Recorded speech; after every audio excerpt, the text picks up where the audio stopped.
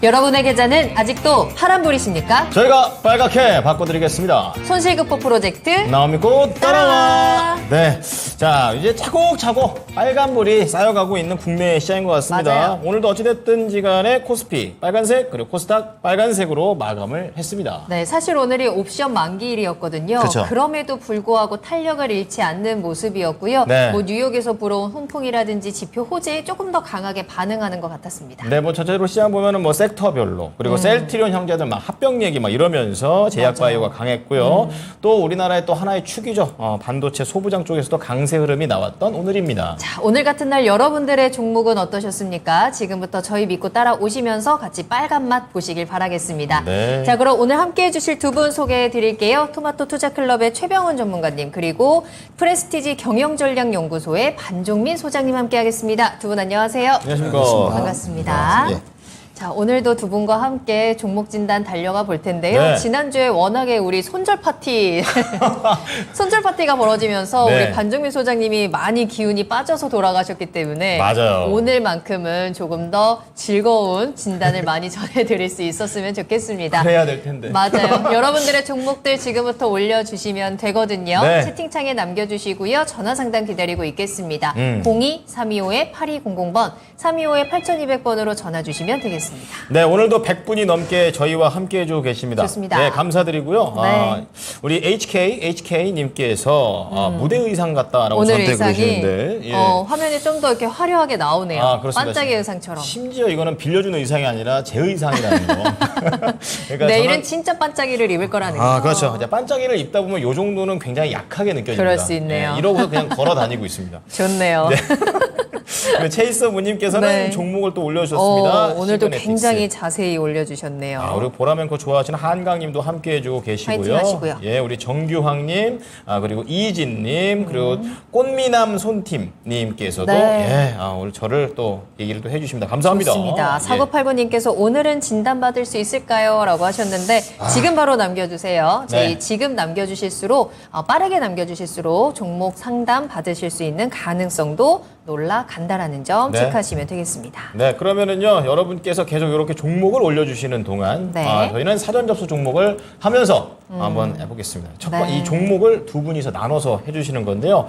바로 BHI입니다. BHI. 오늘 아까 우리 한보라맨커 말하는 것처럼 네. 할만합니다. 정말 감탄을 자아내는 오늘의 종목이었죠. 상한가입니다. 네, 예. 폴란드에서의 야. 선물이 크게 날라왔습니다. 희한하게 우리나라는 요즘 그 궁합이 폴란드랑 잘 맞아요.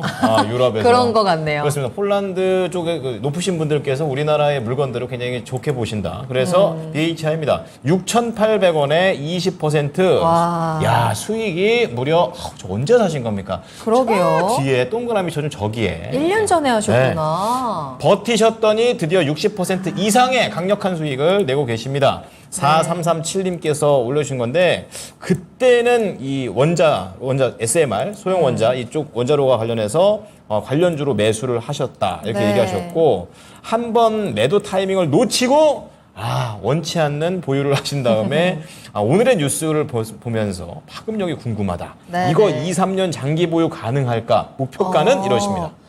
그러니까 지금 1년 전에 매수를 하셨으면 네. 이전에도 최고가 11,000원 찍었을 때 그 타이밍을 놓치셨거든요. 아깝네요. 그러고 나서 다시 한번 좀 손실이 커졌다가 네. 오늘 다시 한번 그때 그 고점 근처까지 올라왔습니다. 그러시네요. 그럼에도 불구하고 지금 팔지 않고 더 길게 장기 보유하면서 목표가를 좀 높여가겠다라는 그러네요. 포부를 밝혀주셨는데 포부 맞네, 포부. 한 100% 노리십니까? 예. 과연 이 원전 관련 종목들이 현재 오늘 시장에선 굉장히 분위기가 좋지만 앞으로가 어떻게 될지 이 상승세를 계속 끌어갈 수 있을지를 한번 체크를 해봐야 될 것 같습니다. 네네. 자, 그럼 BHI에 대한 두 분의 의견부터 들어보도록 하겠습니다. 키워드 확인할까요? 먼저 최병훈 전문가님, BHI 키워드 어떻게 잡을까요? 네, 원전과 복합 화력 수혜주로. 원전과 복합 복합 화력의 수혜주. 수혜주다. 반종민 소장님의 키워드는 뭘까요? 네, 더 갈 것 근데까지만 하겠습니다. 더 갈 건데 뭔가, 점점점이 붙었습니다. 굉장히 궁금해지기 시작하죠. 좋습니다. 그러면 일단은 우리 최병훈 전문가님의 네. 의견부터 한번 들어보도록 할게요. 좋습니다. 원전뿐만 아니라 복합 화력까지 같이 수혜주 더불어 가는 건가요? 이게 이제 하는 주로 매출액이 한 절반 이상이 배기열 나오는 것을 이제 사용하는 건데요. 네. 그래서 보일러 같은 거 열이 남아있는 낭비된 열을 다시 그걸 또 에너지 쓰는 거죠. 재활용이군요. 재활용처럼 네. 이제 그러면 이제 원자력 같은데 아니면 LNG 발전소 네. 이런 거 다 하니까 그러면 결국은 이게 뭐 원전하고 그다음에 LNG 발전소 이런 데 주로 매출이 나오는데 그동안 우리나라는 국내 산업에는 원전을 그 이전 정부에서는 원전을 거의 없애자. 안 했으니까 예, 그렇죠. 그런데 예. 그러니까 수혜를 못 받고 계속 실적도 안 나오고 그랬거든요. 지금은 신정부에서 원전이라도 새로 재가동, 반대죠. 재가동. 네. 근데 재가동인데 정상화는 이제 하는 거죠. 정상화. 근데 그렇죠. 정상을 하고 또한 이제 원자력을 짓는다면 네. 큰 수혜가 되잖아요. 그죠? 그런데 짓기는 아주 어려운 거. 국내에서는 반대도 있고 여러 가지 지역 갈등도 있고 그러면 기존에 있는 것은 뭐 이제 여러 가지 한우를 돌리고요. 다시 돌리고 하는 건 되죠. 네. 그런데 그러면 수혜는 좀 받지만 새로 건설을 해야만 설비 장비가 이렇게 들어갈 거 아니에요. 그죠? 그러면 새로 몇 기를 지으면 큰 수혜가 되지만 그러지 않고는 수혜가 크진 않는 거죠. 이제 말 그대로 테마식 어떤 그런 실적이죠. 뭐 실제 왔다 갔다 그러다가 그러면 지금은 그러면 원전을 많이 지을까 이렇게 생각하면 네. 원전을 짓는 것은 이제 폴란드 한 6기 짓는다 그러니까 네. 그리고 그다음에 사우디 뭐 네옴시티를 한다. 그럼 그쪽에도 이제 가까운 도시 원전 같은 거 여러 가지 있겠죠. 네. 그래서 소형 원자로 같은 건 미래 세대 좀 필요하지만 워낙 기술이 이 소형사에는 영향이 소형 원자로에서 뭐 큰 이익은 없고요. 그러면 결국은 이제 폴란드에나 아니면 뭐 사우디 이런 쪽인데 그럼 폴란드에 이제 참여하니까 폴란드에 그쪽에 폴란드하고 저쪽 유럽 쪽에 그런데 우크라이나도 나중에 한또 되고 그러면 전반적으로 이쪽 시장은 좀 나아질 거로 보여요. 옛날보다는. 그러면 이쪽 산업은 좀 정상화되면서 조금 성장을 하겠죠. 그러면 참여한 실적은 또 나아지고. 그런데 이런 주식들은 기본적으로 이제 수주 산업이에요. 네. 조선처럼. 예. 그렇죠. 한번 수주하면 뭐 그 중에 몇 년 동안 뭐 들어가면 실적이 다 알릴 수 있으니까. 그래서 또한 이제 국내는 성장이 안 되고 국내로서는 원전주를 사야 될 이유는 없습니다. 그건 해외 테마. 보는 건요. 그렇죠. 해외 쪽이죠. 해외 산업이 원전이 뭐 수주가 지금 하고도 있고 하니까 기대가 됩니다. 그리고 이제 올해 1분기 보니까 실적이 한 13억 정도 영업이익 나왔더라고요. 네. 그래서 좀 더 이제 나아지는 거죠. 그 전에 작년에는 적자가 많이 났는데 한 306억인가 영업 적자가 났어요. 근데 올해, 21년도는, 그리고 22년 작년에 80억, 올해는 뭐 충분히 한 뭐 300억, 200억대 나올 걸로 보이는데, 그러면 실적은 좋아진다. 그리고 원전 뭐 수주 기대하면 해외도 있으니까, 어느 정도는 올라가겠죠. 요즘 몰리면. 그래서, 또한 대신에, 이쪽은 장기적으로 계속 성장한다는 보장이 없어요. 그렇군요. 그렇기 때문에 올라가면 팔아야 되는 거죠. 그럼 또 이분은, 잠깐 1년 있다가 원래 1년에 수익이 딱 났으면 이익 실현하고 나왔다가 다시 테마 볼 때 그냥 또 하면 되거든요. 네. 그럼 잘 모르면 그건 테마 오늘 보면 그냥 위에 따라 들어가면 그냥 먹을 수 있거든요. 네. 그처럼 그런 매매를 좀 해야 되지 않을까. 그래서 저는 너무 장기 투자는 아니다 이렇게 말씀드리겠습니다. 네, BHI에 대해서 좀 실적에 대한 부분들이 테마성의 성격을 가지고 있습니다. 네. 앞으로 뭐 성장이 기대가 되지만 이 성장에 대한 부분들이 좀 불확실성이 또 가지고 있기 때문에 장기 투자보다는 지금 시점에서 수익을 챙기는 매매에 대한 전략을 좀 체크해 드렸거든요. 자세한 가격에 대한 부분은 잠시 후에 짚어보도록 하겠습니다. 네, 그 최병훈 전문가께서 장기는 글쎄다 이렇게 얘기해 버리시니까 반종민 네. 소장의 키워드가 약간 이해가 되려고 아. 합니다. 더 갈 것? 근데 이제 그런데 점점점. 네, 갑자기 그렇게 되는데 자세하게 좀 들어볼게요. 그러니까 이슈는 되게 많습니다. 그리고 굉장히 좀 좋은 것도 좀 있긴 한데 일단 먼저 좋은 것부터 말씀을 드리자면 네. 혁신형 SMR 그 개발 사업 단계에 참여하는 BHI 그러니까 이 동사가 혁신형 그 소형 모듈 원자로에 대한 개발 관련에 대해서도 그 압력 방사능 저감 계통의 용기의 설계 및 개발을 좀 준비를 하고 있었다라고 좀 말씀드릴 수 있을 것 같아요. 그러니까 SMR 관련된 거는 지금 어떻게 보면 사연을 주신 분께서 정확하게 좀 짚으신 것 같으세요. 네. 그래서 이거는 되게 좋은 포인트인 것 같고 동사가 좀 추가적인 이슈가 있다면 미국 원자력 발전 기업 그러니까 웨스팅하우스 그러니까 두산 에너빌리티와 최근에 좀 약간 다툼이 있었던 소송 벌이고 있죠. 네, 네. 그쪽과 같이 이제 폴란드 원전 개발에 참여한다는 좀 소식이 있습니다. 네. 그래서 이게 좀 저는 좀 무슨 상황인지 모르긴 하겠지만 좋은 거예요? 아니면 5월 동주 같은 겁니까? 일단 저는 뭐 이게 그 기업 입장에서 좋은 거라고 좀 판단이 되죠. 네. 그리고 이제 그 폴란드 정부로부터 이제 웨스팅하우스가 수주한 그 원전 건설 사업에 원자력 기기에 대한 공급을 좀 추진을 하겠다. 그러니까 결국은 이제 뭐 본격적으로 수주 발주나 이런 것은 아니지만 추진 계획을 갖고 있기 때문에 그래도 좀 상당히 기대를 해볼 수 있지 않나 보고 있고요. 네. 두 번째로 좀 좋은 이슈가 있다 한다면은 올해 그 신규 수주 1조 원 가능성을 좀 예측을 하고 있습니다. 이 기업이. 근데 지난 3월까지 그 3천억 정도 이제 수주 등을 좀 빠르게 진행을 했었거든요. 네네. 그러다 보니까 올해 수주는 좀 1조까지도 기대해 볼 수 있고요. 그리고 한수원 그 신한울 3, 4호기 주기기 패키지에 대해서 약 2조 원 그러니까 한 3조 원 정도 될 거예요. 그 계약에 대해서도. 네. 근데 여기에서 좀 포인트를 잡아야 될 게 뭐 계약을 체결을 했다 이 내용이 아니고요.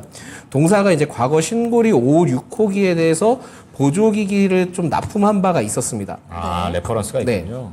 그리고 두산 에너빌리티 다음으로 가장 컸었거든요. 그러다 보니까 지금 이 이슈를 봤을 때는 이제 또 신한울 3, 4호기에 따른 이슈에 대한 기대감은 좀 남아 있다라고 보시면 될 것 같습니다. 네. 그러니까 여기까지는 지금 제가 좋은 얘기만 드린 것 같고요. 네. 그래서 이제부터 나쁜 거예요? 이제부터 제가 좀 말씀드릴 수 있는 거는 뭐냐면 네. 사실상 이 기업이 시가총액이 한 2천억 정도 되거든요. 근데 제일 중요한 포인트가 유동 주식수 비율이 40% 정도밖에 되지 않습니다. 그러니까 사실 이거를 뭐 그냥 간단히 얘기하면 호가창이 얇다 이렇게 좀 얘기를 많이 하는 편인데 네. 그러니까 만약에 이제 뭐 물량이 출하가 된다 하면은 급락할 가능성도 매우 크다는 거죠. 변동성이 엄청 있다는 크다는 거죠. 거죠. 아, 네. 변동성. 그러다 보니까 사실 기다리면은 좋은 기업이긴 하지만은 그만큼 변동성 때문에 이전에 이제 팔지 못하셨던 그 상황이 또 한 번 더 발생될 수 있다. 그러니까 마음이 불편해진다. 어렵네요. 그렇게 있다는 거죠. 대응하기가. 오늘 상한가에 대해서도 이제 진입을 했을 때 확인을 해보니까 네. 이게 지금 그 매수 총잔량이 한 56만 주 정도 되는데 주식 그 수에 비해서는 그렇게 뭐 적은 편은 아닙니다. 많은 편이긴 해서 내일 분명히 제가 봤을 땐 추가 상승 가능성이 매우 큰데 여기에서 이제 만약에 갭 상승을 뭐 5에서 10% 이상 띄우면서 올라갔다 하면은 그때는 좀 비중 축소를 해야 되지 않을까. 결국은 제가 봤을 때는 원전에 대한 이슈는 앞으로 계속 좋아질 가능성이 있습니다. 현 지금 대통령께서 굉장히 좀 열심히 그쵸, 밀죠. 바쁘게 이제 바쁘게 활동하시잖아요. 예. 이거 좀 잘못된 어감이고요. 정정하겠습니다. 활동하시잖아요. 그만큼 원전에 대한 그 수주 목표도 한 5조 원을 좀 예측을 하고 있기 때문에 네. 이 시점을 봤을 때는 좋은 이슈는 맞기는 하지만 리스크 차를 통해서 비중을 좀 줄이는 게 낫지 않을까. 그리고 또 추후에 또 기회가 있을 겁니다. 그러면 그때 또 재진입을 하시면 되니까요. 네. 이 점을 좀 참고하시면 될 것 같습니다.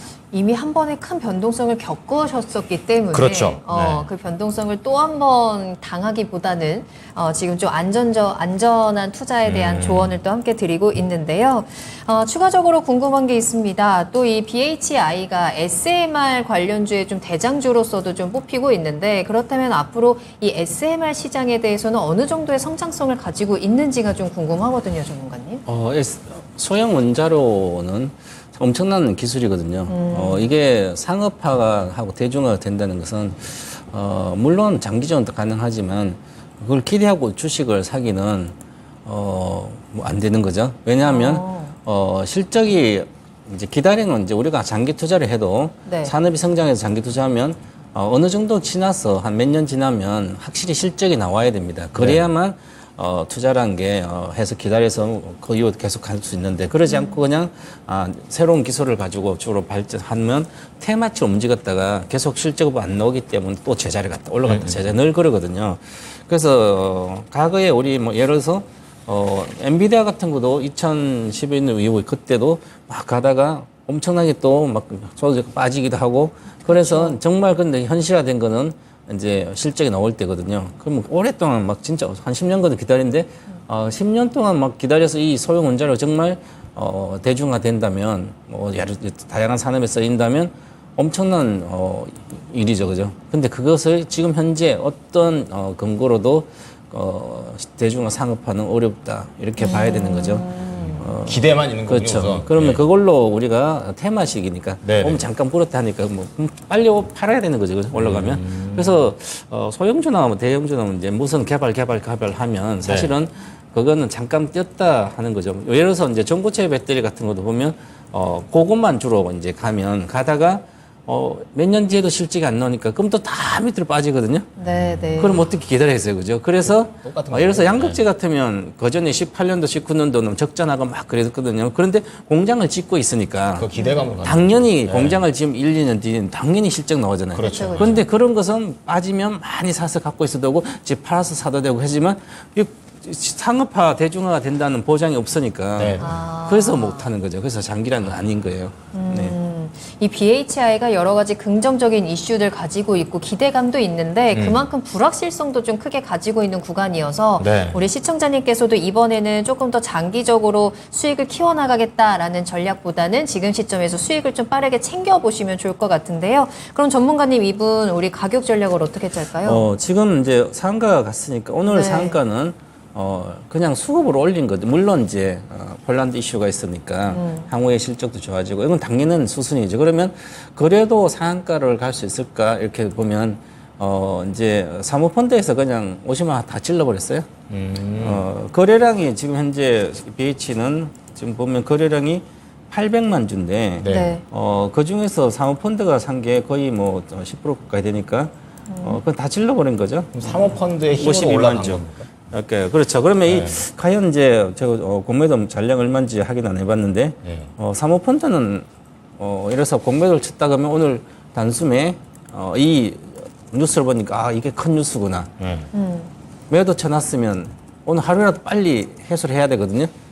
안 하면 요즘 공매도 세력은 얼마나 많이 뜨냐면 에코프로처럼 에코프로 BM이나 공매도를 성장성 있는 공매도 친 사람은 다 죽거든요. 그렇기 때문에 오늘 확실히 그렇게 해소한 것 한매수한 것 같습니다. 쇼커볼이. 그러면 계속 많이 쳐놨다면 계속 할 수 있지만 안 그러면 수급이 이제 그렇죠. 쉽지 않다는 거죠. 네. 그래서 수급적으로 이제 나머지 외국인도 안 들어왔고 이제 그 투신 3호만 들어왔기 때문에 큰 뭐 장기적인 효과보다는 네. 올라가면 좀 팔아야 되지 않을까. 그래서 지금 11,000원이니까 여기 이렇게 상한가 가면 상한가에 여기서 한 20%는 기본 들어가야 되거든요. 네. 그래서 기본 13,000원대는 갈 거로 보이고. 네. 그래서 이제 이렇게 가는 주식을, 이제 예측해서 원래는 빨리 팔면 안 되거든요. 일단은 이제 시청자님은 차트를 못 보니까 장기는 못 보잖아. 그때 그래서 저는 절반 정도는 비중 축소 의견을 드린 비중 축소. 거지만 네. 잘 갈 때 굳이 지지선만 구축해서 가면 되는데 그래서 차트를 배우라는 거예요. 예를 들어서 에코프로 같은 것도 보면 주봉에 실제로는 예측해서 매매를 하면 주봉으로는 매도가 안 나왔거든요. 한 번도 안 나왔습니다. 주봉으로 보면 한 번 첫 번째 조정이 나왔고 아직 두 번째 조정이 안 나왔기 때문에 파동상은 아직 끝나지 않았거든요. 그런데 우리는 이미 밑에 사면 조금 올라가면 이제 적정 주가다. 그러면 팔아야지. 네. 그거 팔고 나면 또 가잖아요. 그죠? 그것은 맞아요. 기술적인 걸 배우면 추세선을 배워서 가져가야 되거든요. 그럼 지금도 마찬가지로 BHI도 오늘 상한가 감으면 이게 반드시 유지해야 돼. 어느 정도까지. 그럼 어느 정도를 유지해야 되냐면 기본적으로 이 큰 양봉이 두 개가 있으면 이건 10,000원은 유지해 줘야 되거든요. 네. 그러면 내일부터 가다가 내일 장중에 조정받아도 10,000원이 깨지고 거기서 놀면 기술적으로 보면 전부 다 지지선 깨버린 거거든요. 네. 오늘 이렇게 차트를 이렇게 볼 줄 알아야 되는데 기본적으로 오늘 거래하면서 가장 큰 매물대가 진입이 있습니다. 이게 거의 지지선 되는 거죠. 10,000원부터 15,000원 사이가 강력한 매물대를 거래됐으니까 오늘 거래된 게 그 영역이에요. 그러면 가다가 반드시 10,000원과 15,000원 사이를 지켜줘야 되는 거죠. 네. 이걸 지켜주지 않으면 세력이 매수와 매도세에 내려갔어요. 그래서 13,000원의 목표가고 1차적으로 네. 비중 줄이고 길게 보면 17,000원 거도 가지 않을까 이렇게 보여집니다. 손절가 10,000원입니다. 네. 예. 아직 이 추세를 차트를 한번 계속해서 좀 체크를 해보시는 게 좋을 것 같고요. 네. 일단은 손절가를 한번 꼭 체크해 보시는 것도 도움이 될 것 같습니다. 네. 소장님께 궁금한 거는 어쨌든 간에 이 수주 사업이다 보니까 뭐 폴란드 원전에 대한 레퍼런스도 요번에 좀 생기게 된 것이고 그리고 그걸 또 확장해서 보면은 중동 돈도 좀 땡겨올 수가 있는 거고 그렇다 보면 이런 거는 앞으로 수주에 대한 이런 모멘텀이 나올 때마다 계속 이 종목들은 더 잘 갈 수 있지 않을까 어떻게 보십니까? 네, 갈 수는 있죠. 갈 수는 있을 것 같고 네. 이게 결국은 뭐 이게 단순히 그 중동 수주 모멘텀만 있을 것 같지는 않아요. 그러니까는 유럽도 이렇게 있기는 할 것 같은데 네. 저는 이제 좀 추가적으로 좀 더 넓게 보자면은 그러니까 상상의 나래를 좀 펼쳐보자라 말씀드린다 하면은 추후에 이제 뭐 러시아 우크라이나 전쟁이 이제 끝났을 때도 그 소형 모듈 원전의 재건의 경우에는 과정에서. 그렇죠. 예. 그것도 조금은 다시 좀 이슈가 나올 수 있지 않을까라고 보고 있기 때문에 물론 이제 관점은 되게 좋습니다. 워낙 이제 장기적으로 봤을 때는 굉장히 좀 좋은 관점이 있고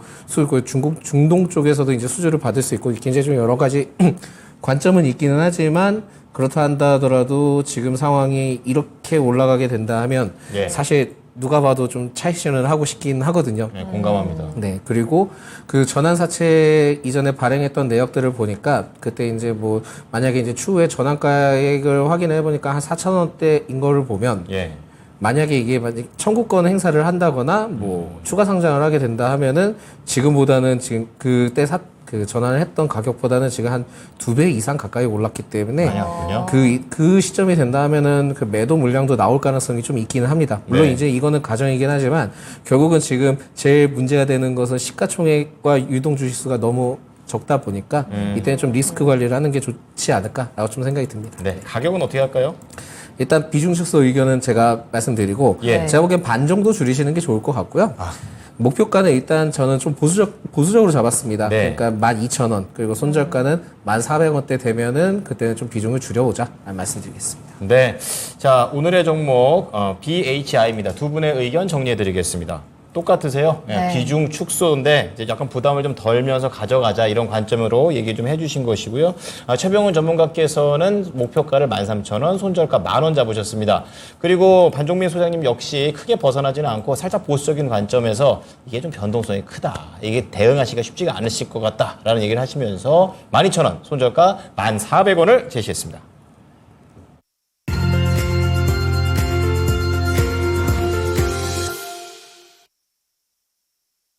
네, 나만 믿고 따라와 스피드 종목 진단 지금부터 본격적으로 출발해 보도록 하겠습니다. 네. 궁금하신 종목명, 매수가 비중 지금 바로 유튜브 채팅창에 남겨주시고요. 매수 문의도 좋으니까요. 매수하고 싶으신 종목 미리미리 꼭 점검 받으시고 접근하시길 바라겠습니다. 네. 자, 그리고 전화상담 02325-8200번, 325-8200번도 활짝 열어둘 테니까요. 지금 바로 전화 주세요. 네, 우리 방울토마토님께서도 네. 스종진 렛츠고 이렇게 얘기하시는데 스종진 스피드 종목 진단. 역시. 스종진. 약간- 이거 좀 어감이 괜찮은데요? 스종진. 스종진. 전 별로라고 얘기하려고 했는데 그래요? 갑자기. 재밌는데? 스종진 알겠습니다. 가겠습니다. 네, 스종진입니다. 자, 첫 번째 종목은 우리 네. 체이서 문님께서 올려주신 종목 네. 시그네틱스 볼게요. 1,670원에 10% HBM 관련주 찾다가 차트 보니까 충분히 옆으로 간 것 같아서 나오네요. 네, 난 것 같아서 7월 4일에 들어갔습니다. 그날부터 내려갑니다. 그러네요. 예. 본전 탈출을 하고 싶은데 최근 3거래일 연속으로 올라온 상태라 내일 또 내려가면은 어쩌나 하면서 무섭습니다. 예, 어찌할까요? 단기 목표가라도 제시해주면 감사하겠습니다. 그리고 잘못 들어간 거면 따끔한 질책도 부탁드립니다. 걱정 마십시오. 혼날 각오도 하고 네. 계시네요. 우리 최이서님께서는 방송을 많이 보시는 우리 애청자이기 때문에 맞아요. 예, 벌써부터 준비가 다 되어 계신 것 같습니다. 마음의 준비 딱 하시고 예, 우리 소장님 바로 따끔하게 혼내볼까요? 혼내실 건가요? 저는 오히려 지금 네. 괜찮다라고 생각이 들고 있고요. 다행이네요. 사실 이 기업이 그 반도체 패키징 관련된 사업을 좀 영위하고 있는데 네. 주요 거래처가 결국은 삼성전자와 LG전자입니다. 그러다 보니까 사실 그 업황 회복에 대한 기대감이 좀 먼저 반영이 돼야 되지 않을까 보고 있고 결국은 지금 뭐 주가의 흐름들을 봤다 하더라도 삼성전자 주가 떨어지듯이 지금 흐름들이 비슷하게 가고 있잖아요. 물론 이제 그림은 그렇게 이쁘지는 않지만 네. 어쨌든 그런 비슷한 흐름들을 가져가고 있는 시점에서는 그렇게 지금은 겁내실 필요는 없을 것 같다. 다만 좀 걱정이 되는 부분들이 있다면 네. 1620원부터 1790원에 이제 두터운 매물대가 있긴 한데 이 매물대 구간을 돌파하는 게 굉장히 좀 첫 번째일 것이다라고 좀 말씀드릴 수 있을 것 같습니다. 그래서 아마 계속 이 구간부터는 차익 실현이 나와줄 가능성이 있기 때문에 이 점을 좀 포인트로 두셔야 될 것 같고요. 전 잘 모르겠습니다. 그러니까 뭐냐면 HBM 관련주로서 이게 맞는지는 정확하게 모르겠고요. 네. 오히려 지금 가온칩스나 가온칩스 등 뭐 시스템 반도체 있잖아요. 네. 그쪽과 같이 좀 마케팅으로 연결이 되어 있더라고요. 그러니까 기업이 마케팅을 하는 게 아니라 네. 테마를 부각시킬 때 같이 좀 연계점으로 좀 많이 작용하고 있다라고 보실 수 있을 것 같거든요. 그러니까 겸사겸사 올라갔다라는 표현입니다. 그렇죠. 그러니까 예. 얻어 걸렸다라고 좀 얘기를 할 수 아하. 있는데요. 그렇게 이제 지금 노출이 되어 있는 상황들을 봤을 때는 일단 분위기상은 좀 더 올라갈 가능성이 있다라는 것을 좀 말씀드릴 수 있을 것 같고 그렇군요. 결국은 제일 중요한 건 좀 며칠 기다려 보세요. 며칠 좀 기다려 보셨다가 만약에 혹시라도 이 주가가 1670원 그러니까 매수하셨던 구간이 있습니다. 그 네. 구간에 주가가 안착을 하면서 조금씩 야금야금씩 물량을 소화를 하신다 하면은 제가 보기에는 이게 뭐 크게 가는 게 아니라 일시적으로 제가 보기엔 2,000원대까지도 보실 필요가 있으실 것 같다라는 좀 말씀드릴 수 있을 것 같기 때문에 일단은 좀 기다려 보시되 2,000원까지는 좀 목표가를 보자라는 말씀드리겠고 네. 비중이 그렇게 크지 않으시기 때문에 좀 더 기다려 보시면서 접근하시면 좋을 것 같고요. 네. 손절을 정해드린다 한다면 좀 바운더리를 좀 넓게 잡을 것 같습니다. 저 같으면은 1,300원 아래 때면은 손절을 할 것 같다. 1,300원 아래요? 네. 그러니까 그러면은 거의 지금 제가 보기엔 손해율이 한 30%, 20% 이상 되는데 그만큼 좀 구간을 넓게 잡으시면서 좀 지켜보실 필요가 있다는 말씀 드리겠고 외인의 수급 주체가 매우 좋습니다. 지금 외인의 수급 주체가 매우 좋기 때문에 충분히 제가 보기에는 1,670원만 주가만 잘 안착을 해서 버텨준다 한다면 제가 보기에는 저 매물대 상단에 있는 저항 구간은 충분히 돌파할 것이라고 말씀드릴 수 있을 것 같고요. 네. 6월부터 조정을 받고는 있지만 매집 주체가 굉장히 살아있고 흐름이 매우 좋습니다. 그래서 기다려 보십시오.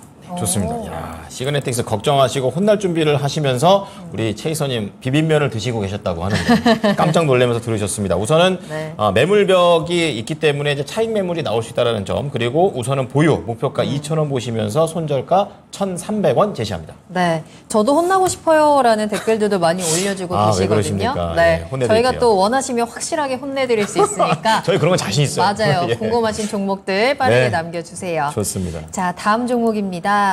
우리 오기옥님이신가요? 진단 부탁드려요라고 하시면서 상하프론테크 남겨주셨거든요. 매수가는 28,900원이고요. 비중은 아주 살짝 담으셨습니다. 3% 가지고 계세요. 더 내려갔네요. 상하프론테크도 많이 내려왔죠. 예. 오늘은 27,250원에 거래 마쳤는데 시청자님께서는 또 비중이 워낙에 작으시다 보니까 조금 더 매수해도 괜찮은 건지 이 추가 매수에 대한 궁금증도 같이 남겨주셨습니다. 최병훈 전문가님께 진단 받아보겠습니다. 어떨까요? 상하프론테크가 전기차 2차 전지 부품주로 해서 옛날에 한번 많이 올라갔었으면 10배씩 갔었어요. 네. 2017년도 정도에. 빨려있네요. 그러면 이제 저는 전기차 전기차 종목으로 네, 수혜주로 상하프론테크를 얘기해 본 적이 없거든요. 2010년도 전기차 아카데미 하면서 한 번도. 예.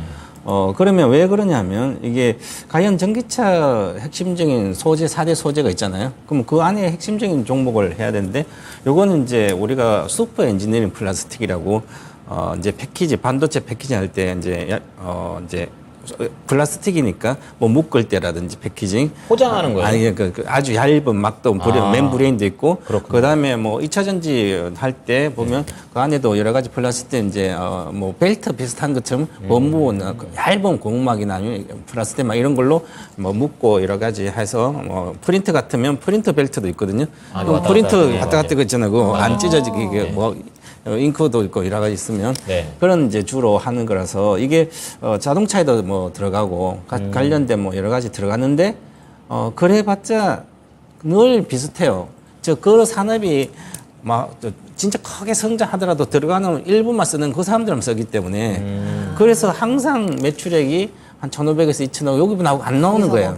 네. 그럼 이거 원래부터 이걸 알아야지. 매출액이 2차 전지 뭐 배터리 하더라도 매출액 크게 넣을 수 있는 건 아니고 네. 핵심 기술도 아니고 어려운 기술도 아니고 그러면 볼 필요가 없는 거죠. 그런데 우리는 이제 예를 들어서 몇천 원 싸고 뭐 몇천짜리니까 아니면 그래서 그럼 누구 전기차 수혜주를 하니까 찾아가지고 하게 되면 그 이후부터는 이제 기술력이나 아니면 실적이 어떻게 나올지를 따지거든요. 그렇군요. 네. 처음에는 몰라서 이제 공부도 안 하고 하니까 그런데 공부하게 되면 그렇게 따지게 됩니다. 그래서 이런 주식은 앞으로도 마찬가지고 수혜가 크지 않아요. 그래서 매출액이 두 자릿수 10%대도 성장을 못하기 때문에 네.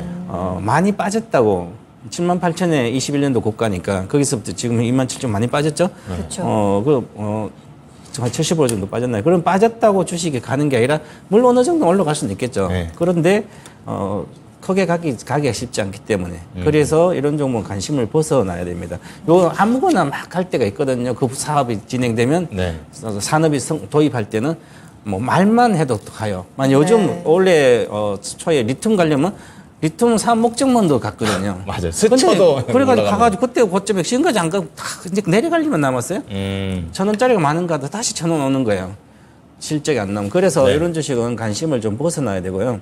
2차 전지 부품이나 여러 가지 중에서 하려면 확실하게 그 장기적으로도 계속 이제 점유율 시장 점유율 계속 유지하든지 증가되는 기업들 그리고 이제 확실한 어떤 뭐 진입 장비 있는 어떤 소재 부품이나 그런 좀 괜찮지만 이런 네. 것은 굳이 빠졌다 사면 안 된다. 그리고 저는 3% 이렇게 사서 더 살까요? 이렇게 물어보시면 주식을 돈 버는 방법을 먼저 하지 마시라 그럽니다.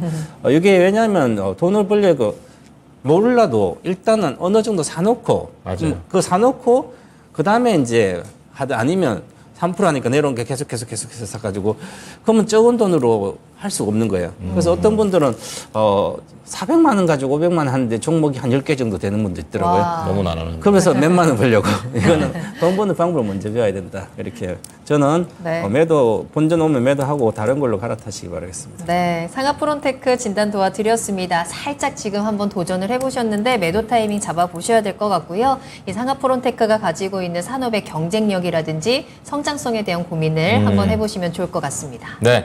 자, 다음 전화 받아보겠습니다. 네. 시청자님 안녕하십니까? 안녕하세요. 예, 네. 반갑습니다. 아이고 고생하십니다. 아이고 반갑습니다. 감사합니다. 자, 예, 어떤 종목인가요? 현대 오토에버 예. 매수가랑 비중은요? 예, 14만 6,500원에 5%입니다. 네. 최근에 들어가셨어요? 예, 예, 아, 사신 지 얼마 안 됐죠? 예, 예. 네네. 어떤 게 가장 궁금하십니까? 아니 지금 계속 가지고 있어야 될지 실적은 좋은 것 같아서 매수했는데 잘 모르겠습니다. 알겠습니다. 현대오토에버 전망 있는 기업인 건지 알아보겠습니다. 예, 고맙습니다. 예, 소장님 너무 높을 때 사신 것 같은데요. 일단 높았을 때 사신 건 맞아요. 맞는데 예. 제가 좀 더 희망적인 부분들을 말씀드리자면 일단 이 기업이 사실 그 현대 오토에버가 어떻게 보면 좀 자동차 관련된 기업으로 좀 많이 아실 것 같은데 사실상 이 기업의 경우에는 그 소프트웨어 부분들이 좀 운영을 하고 있고 결국은 이제 현대차 계열의 전산 시스템을 이제 구축을 하고 그리고 운영 그 유지 보수를 통한 기업입니다. 그러니까 차에 들어가는 그런 시스템이 아니고. 그렇죠. 원래는 이제 주 사업은 그게 이제 먼저였는데 예. 사실상 이제 그 자동차 부분에서 소프트웨어 부분 사업을 영위를 하고 있어요. 근데 사실 이제 원래는 이제 포커싱이 제일 많이 맞춰졌던 게 전산 시스템 쪽에 좀 많이 맞춰져 있었거든요. 그렇지만은 최근에 이 기업이 자동차 그 소프트웨어 부분에 대해서 그러니까 내비게이션 쪽에 이쪽에 수주뿐만이 아니라 좀 분위기가 많이 좋아지고 있습니다. 그렇다 보니까 그 차량용 그 소프트웨어에 대해서도 지금 확인을 해보니까 매출이 올해 좀 매출적인 느낌을 봤을 때 작년에 제가 알기로는 제가 지금 체크를 해보니까 작년에 제가 알기로는 매출의 흐름들을 봤을 때는 대략 한 5천억 원 정도? 5천억 정도 됐었던 것 같아요. 근데 제가 보기에 올해 1분기 때 실적을 봤을 때는 1,400억 원 정도 되거든요. 네. 네, 1,400억 원 정도 됩니다. 그렇다 한다면 제가 보기에는 6천억을 좀 6천억 정도 가까이 될 수 있다는 거거든요. 그러다 보니까 성장을 할 수 있는 지금 사업 부분이 차량용 그 소프트웨어 부분들이 좀 성장을 많이 할 겁니다. 예. 그래서 이런 상황들을 봤을 때는 IT와 SI 사업 부분에 대해서 점차 이제 축소가 되고 있지만은 자동차 소프트웨어 산업 쪽으로 지금 많이 넘어가고 있다고 생각하시면 좋을 것 같고요. 최근에 이 기업에서 이제 투자에 대한 계획을 발표했는데 5년간 1조 정도를 이제 투자를 한다라고 밝혔습니다. 그러면서 차량용 그 소프트웨어에 대해서 이제 본격적으로 좀 진행을 많이 하겠다라고 밝혔기 때문에 결국은 제가 보기에는 이 2분기에 대한 실적에 대한 기대감은 자동차에 달려 있다.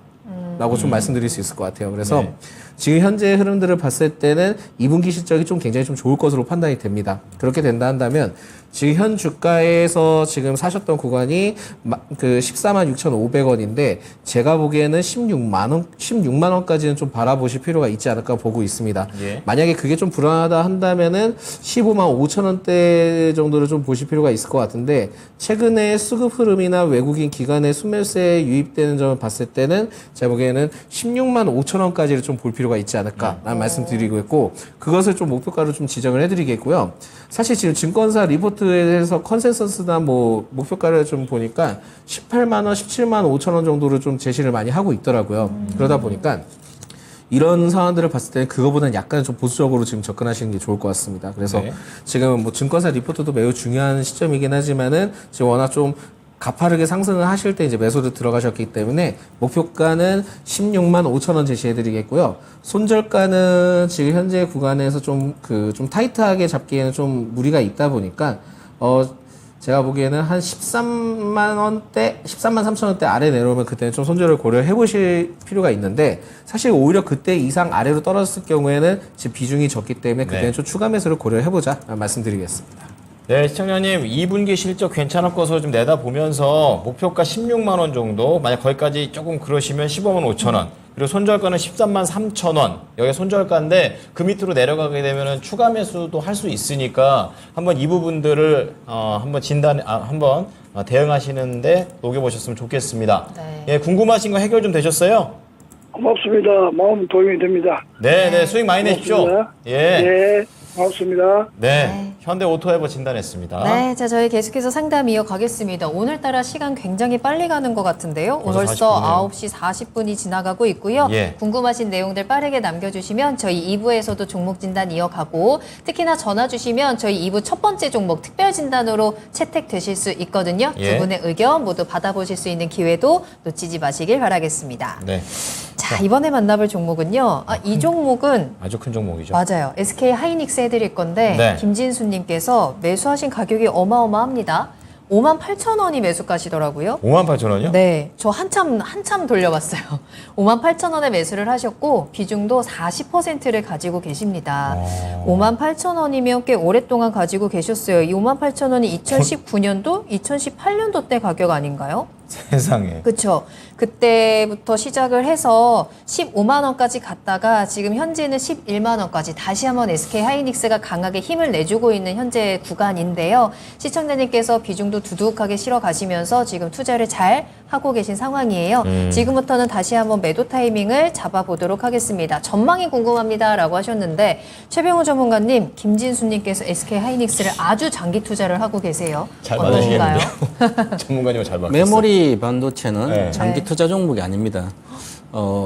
매매할 주식이죠. 그래요? 왜냐하면 메모리 반도체가 가장 경기에 빠르다고 먼저 맞아요. 선행적으로 반영되거든요. 왜냐하면 메모리는 핸드폰, 우리가 경기가 좋아지면 핸드폰 먼저 사잖아요. 네, 안 사잖아요. 바꾸잖아요. 그죠? 네. 그러면 핸드폰을 바꿀 때나 아니면 PC 산다든지 이럴 네. 때 메모리가 필요하니까 그러면 IT를 먼저 사니까 IT가 수요가 좋을 때가 경기가 이제 나아질 때 초기잖아요. 경기 한참 좋으면 자동차 사잖아요. 돈 많이 벌면. 최종적으로. 그래서 최저 그죠. 그렇기 네. 때문에 2020년도 예를 들어서 막 코로나 왔으니까 집콕할 일단은 IT를 막 사는 거예요. TV 사든지 뭐 핸드폰 하든지 이렇게 해야 되니까 맞아요. 그러면 많이 샀죠. 반도체가 메모리가 많이 소요되는 거죠. 그래서 그때부터 반도체 가격이 3배 올라갔거든요. 디램 가격이. 그러면 그때는 이렇게 좋아지니까 그럼 하이닉스 샀다가 21년도 제가 21년도 봄인가 사람들 슈퍼사이클 많은 사람이 제가 23년도 메모리 반도체 가격이 판타식 된다고 계속 이야기했었어요.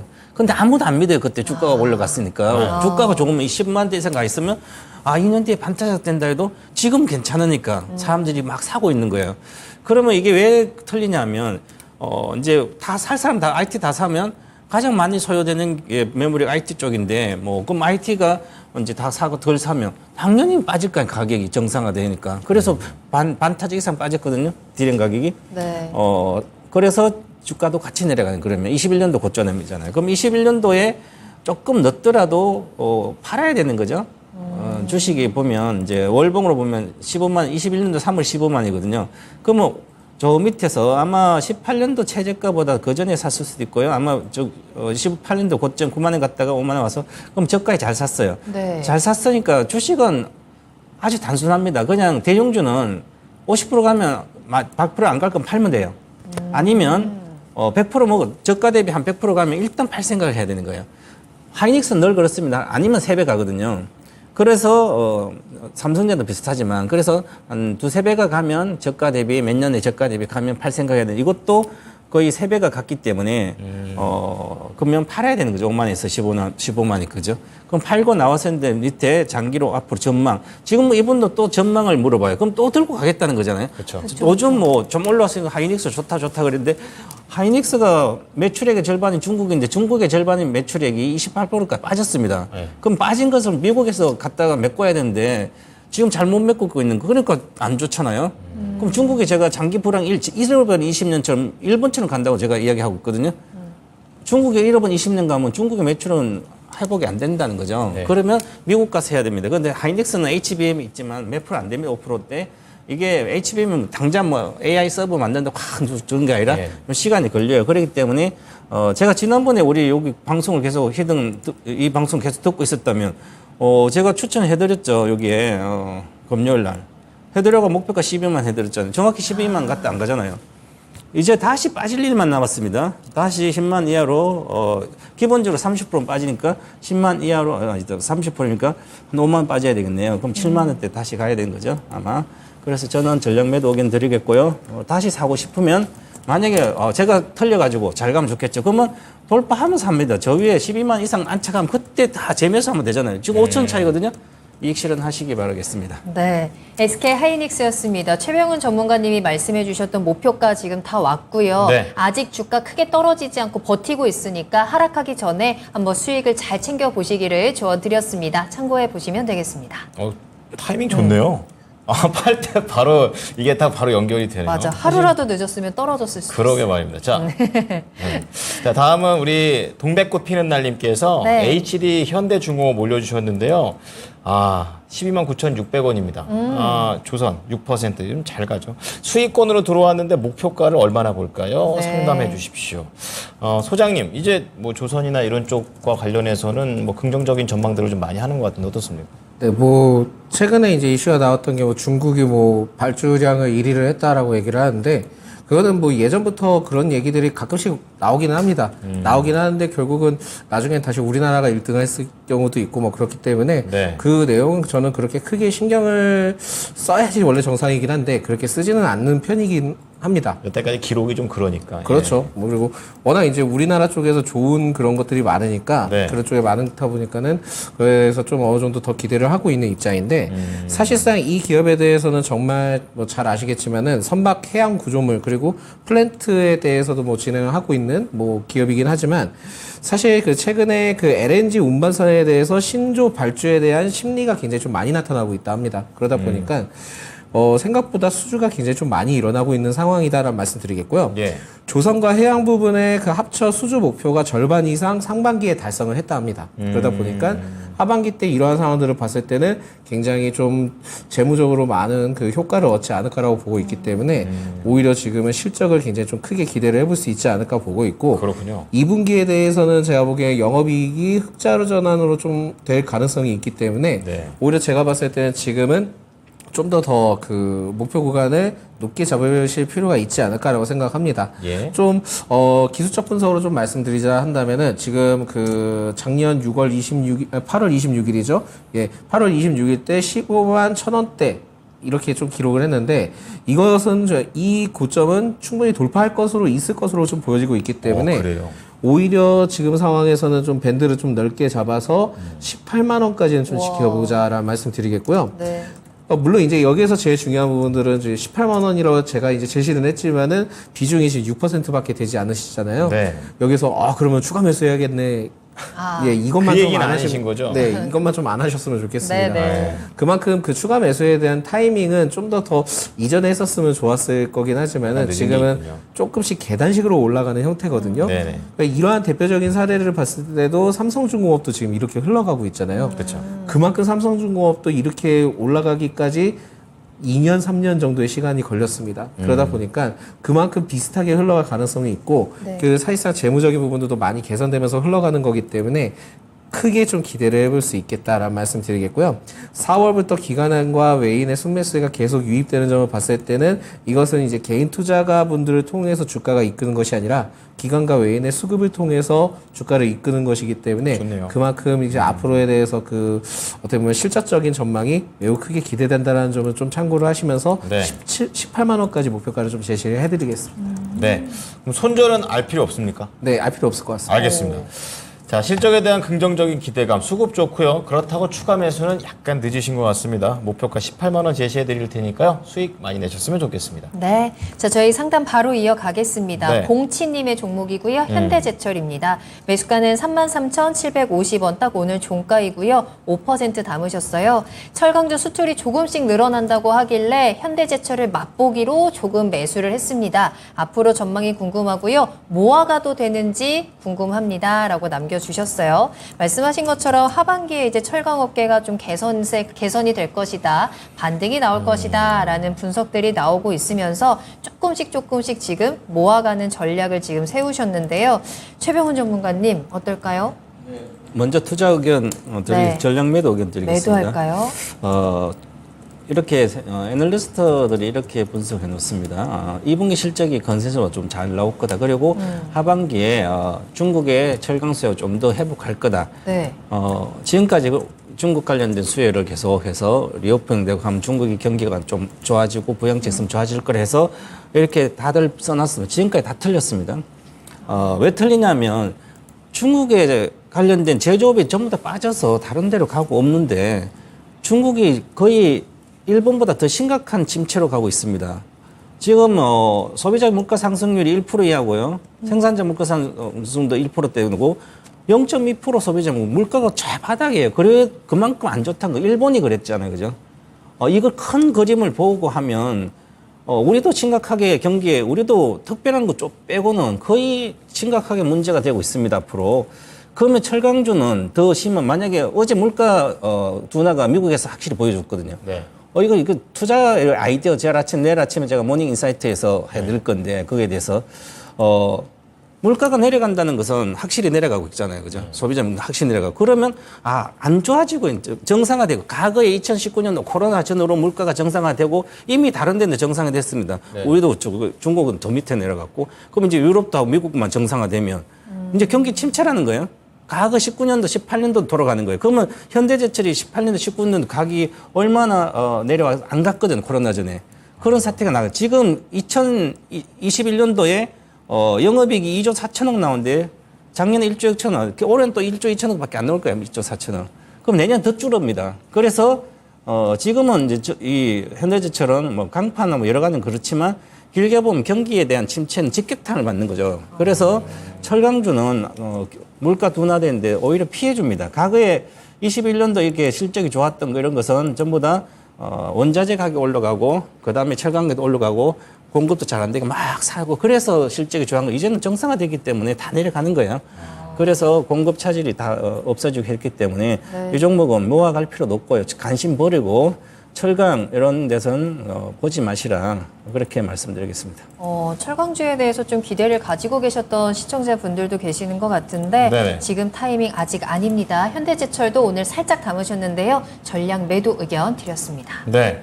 자, 다음은 4989님께서 LCC의 또 대표적인 종목 중에 하나 티웨이 항공을 말씀해 주셨는데요. 네. 3,460원에 10%입니다. 근데 3,400원이 낮은 가격이 아니에요. 최근 올해 들어서는 좀 높은 가격대에 속하는 그런 그쵸. 상황이죠. 네. 많이 올라왔으니까 올해 들어서. 그렇습니다. 근데 계속해서 그 올해 들어서 계속 이렇게 박스권 같아요. 제일 높은 게 한 3,600원 정도, 바닥이 한 2,900원 정도 그런 상태에서 휴가철 반등을 지금 노리고 계십니다. 아하. 휴가철 반등. 예. 과연? 티웨이 항공 LCC 네. 어떻게 보십니까, 소장님? 아마 제가 봤을 때는 제가 이전에 추천했던 것 때문에 그거 보고 사신 것 같은데요. 네. 느낌상 제가 보기에 그런 것 같습니다. 근데 오히려 저도 지금 추가 매수해도 될 것 같다라는 말씀드리겠고 물론 이제 성수기에 대한 그거에 대해서 이제 반영되는 거는 아마 그 2분기 실적 때는 그렇게 반영이 되지는 않을 거고요. 3분기 때 이제 반영이 될 건데 사실상 지금 뭐 수치가 얼마나 찍히고 있는지 모르겠지만은 물론 이제 제가 그냥 농담삼으로 말씀드리지만 최근에 이제 장마철 때문에 과연 이제 사람들이 비행기를 많이 탔을까라는 의문은 들긴 합니다. 네. 그런데 이제 그거는 중요하진 않고요. 일본에 대해서도 지금 그 신규 뭐였죠? 노선이요? 네, 노선을 또 재개를 했습니다. 네. 그렇다 보니까 이거에 대한 기대감도 좀 상당하긴 하지만 사실상은 제가 보기에는 TA 항공뿐만이 아니라 LCC 기업에는 계속 제 올해까지는 그 실적에 대한 좋다라는 전망이 계속 나올 가능성이 있습니다. 왜 그렇습니까? 그러니까 이전에 이제 코로나 때문에 많이 안 좋았던 것도 있는데 네. 사실 이게 저는 어닝 서프라이즈라는 단어를 그렇게 크게 좋아하지는 않습니다. 그러니까 어닝 서프라이즈다 그리고 이제 매수 들어간다 그러면은 진짜 크게 오랫동안 그 조정을 기다려야 될 수도 있거든요. 근데 어닝 서프라이즈가 나오긴 했습니다. 1분기 때 뭐 그렇게 나오기는 했지만은 지금은 제일 중요한 포인트는 중국에 대한 관광객이 들어오지 않은 상황에서도 지금은 실적에 대한 기대감이 많이 남아있기 때문에 네. 아마 이러한 상황들 봤을 때는 계속 연이어 갈 겁니다. 그리고 결국은 지금 중국에 대한 증편도 좀 진행을 해야 되는데 지금 그거에 대해서 지금 별다른 결과물은 나와 있지는 않거든요. 네. 결국은 제일 중요한 거는 우리나라 정부가 지금 내수 경제 활성화 대책을 지금 시행하고 있는데 결국은 그게 9월까지 일본 증편을 코로나 이전에 90% 이상을 늘리겠다는 걸 밝혔고요. 중국 역시도 그 90% 이상 늘리겠다는 걸 밝혔기 때문에 이 부분에 대해서 계속 이제 증편에 대한 이슈가 계속 나와줄 가능성이 높습니다. 그래서 오히려 지금은 이 현 구간을 잘 버텨주고 있기 때문에 네. 추가 매수를 좀 고려를 해보시기 바라겠고요. 추가 매수를 하시게 된다면 아마 평단이 한 3,380원 정도 부근이 되실 겁니다. 근데 일시적으로 제가 보기에 2분기 실적에 대해서 좋은 얘기가 나오게 된다 한다면 3,500원에서 3,600원대는 그때는 또 다시 비중을 좀 줄여주세요. 네. 3,600원 정도 되면 비중을 좀 줄여주시고 제가 보기에 한 3,800원 이상까지는 무난하게 좀 돌파를 하지 않을까라고 해서 최종 목표가는 일단 3,800원까지 보자. 네. 추가 매수 한 다음에 3,800원까지 보자라는 말씀 드리겠고 예. 만약에 좀 불안하다 그냥 전 좀 기다려 볼게요 라고 하신다 한다면 만약에 이제 2,800원 아래때 내려오게 된다면 그때는 좀 손절을 감행해 보시기 바라겠습니다. 그만큼 구간 밴드가 넓기 때문에 네. 지금은 뭐 그냥 기다리시면서 3,800원까지 가보자라는 말씀 드리겠습니다. 네. 자, 목표가 3,800원, 손절가 2,800원 얘기를 해드렸고요. 추가 매수 가능하다라고 얘기하시면서 사셔야 되는 가격대 3,380원 내서 한번 추가 매수 고려해 보셨으면 좋겠습니다. 네, 저희 시간 얼마 안 남았는데 하나만 더 짧게 볼게요. 네. 꽉꽉 채웁니다. 철문희님께서 원익 PN이 남겨주셨거든요. 매수가는 9,350원이고요. 비중 15% 가지고 계세요. 부탁드립니다라고 남겨주셨는데 원익 PN이 오늘은 8,650원에 거래를 마쳤습니다. 지금 살짝 손실을 보고 계신 구간이고 최근에 좀 하락하고 좀 부진한 모습 보여주고 있거든요. 전문가님 원익 PN이 어떻게 대응할까요? 이게 이제 충전, 방전하는 그 장비를 납품하고 있거든요. 네. 2차 전지뿐만 아니라 뭐 핸드폰도 여러 가지 있는데, 그래서 이런 것은 이제 실적을 못 내기 때문에, 이 충방전하는 게 주로 인프라 구축하는데 많이 하면 엄청나게 2차 전지도 좋으니까 앞으로 이게 실적도 좋고 다 그럴 것 같지만, 워낙 경쟁사도 많고, 해서 이익이 나는 구조가 아니거든요. 예를 들어서 우리가 이제 전기차를 타신 분 아시겠지만 이제 챕이라고 충전 하는 이제 시스템이 있거든요. 차지. 그러면 거기에도 돈이 없어가지고 지금 계속 이제 초기에 들어갔는데도 정자를 어디서 590억 받고 막 이러거든요. 그러면 지금 계속 돈을 해서 투자를 계속 해놓으면 앞으로 충전한 인프라가 전기차가 많이 돼가지고 인프라 돼가지고 하면 그것도 뭐 이런 가금 받다 하든지 그래도 그게 아직까지 20%까지 해도 흑자가 안 나거든 잘. 네. 그러면 이제 장비 업체도 2차 전지 세계사에 다 관련 충반전 뭐 관련된 장비 넣어도 이게 이제 원래 이제 원자재 가격 올라간 상태에서 마진이 안 좋은 거거든요. 그래서 1분기 적자가 나버렸거든요. 네. 적자가 지난해도 1분기 적자, 이번에도 적자. 그렇기 때문에 그때 4월 19일 급등하고 그다음 빠졌거든요. 그러면 이익이 나기가 쉽지 않은 구조다. 그러면 이런 주식은 굳이 내가 뭐 충전 뭐 여러 가지 한다고 사서 하는 자체를 하면 안 되거든요. 그래서 제가 맨날 이제 포스코 뭐더라 이제 충전하는 이런 기업들 아예 쳐다도 보지 말라 그랬거든요. 장비도 그렇고. 네. 그래서 저는 이제 많이 빠졌으니까 본전 오겠죠. 본전 오면 그때 팔고 나오시고 다른 거 사시고 자꾸 주변 거를 하게 되면 정말 잘하는 기업 빼곤 하지 마시고 그냥 팔고 나오시기 바라겠어 본전감은요. 네. 자, 매수가까지 반등 나오면 바로 빠져나오시길 바라겠습니다. 반등 시 매도입니다. 네, 1분 여기까지 하도록 하겠고요. 2분은 네. 공통 종목 들어가게 될 텐데요. SKI 테크놀로지입니다.